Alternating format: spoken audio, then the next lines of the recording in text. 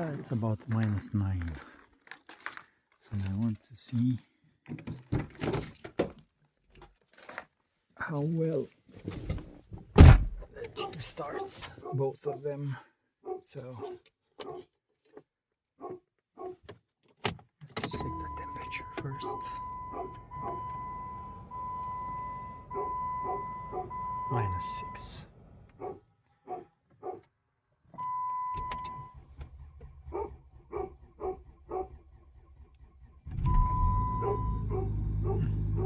Not too bad.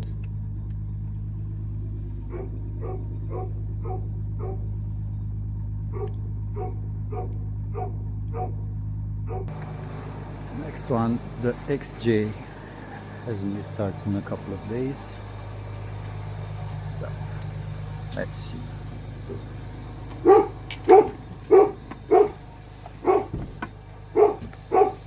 Never mind the dogs. Okay.